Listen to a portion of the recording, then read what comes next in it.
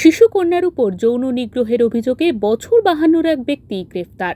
বছর 5 এক শিশু কন্যাকে চকলেট দেওয়ার প্রলোভন দিয়ে যৌন নির্যাতনের অভিযোগ তার বিরুদ্ধে। স্থানীয় সূত্রে জানা গিয়েছে, অভিযুক্ত পৌর ওই এলাকারই বাসিন্দা। জানা গিয়েছে, স্থানীয় এক তৃণমূল নেতা সালিশি সভা ডেকে এই ঘটনার মীমাংসার জন্য চাপ সৃষ্টি করেছিলেন নাবালিকার পরিবারের উপর। তার শ্লীলতাহানি বা করার যে চিন্তা ভাবনা, এর চাইতে নিকৃষ্ট ঘটনা আর আমাদের ভারতবর্ষে মুসলিম সমাজের মধ্যে আছে বলে আমার মনে হয় না। এই ঘটনা খুব লজ্জাজনক, আমাদের সমাজের পক্ষে খুবই ব্যাধি।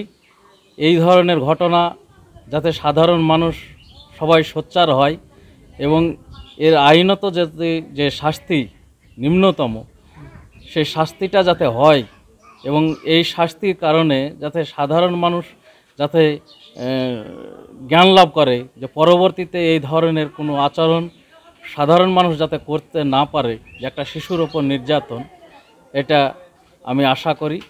যার জন্য আমি এই সাধারণ মানুষের কাছে আবেদন করব যে এই ধরনের কাজ যদি কোথাও ঘটে থাকে তাহলে তৎক্ষণাৎ আইনত ব্যবস্থা নেওয়া এবং সমাজে সবাইকে সচেতন করা, যাতে এই ধরনের শিশু নির্যাতন থেকে সবাই বিরত থাকে। শেষ পর্যন্ত মীমাংসার পথ বেছে না নিয়ে পুলিশের দ্বারস্থ হয় নাবালিকা নির্যাতিতার পরিবার। অভিযোগের ভিত্তিতে অভিযুক্তের বিরুদ্ধে পক্সো ধারায় মামলা রুজু করে পুলিশ। এই ঘটনা জানাজানি হতেই তীব্র চাঞ্চল্য ছড়ায় এলাকায়। অভিযুক্তকে গ্রেফতার করে ঘটনার তদন্ত শুরু করেছে পুলিশ। পাশাপাশি ওই তৃণমূল নেতারও শাস্তির দাবি করেছেন স্থানীয়রা। মুর্শিদাবাদ থেকে তাপস ঘোষের রিপোর্ট, ওঙ্কার বাংলা।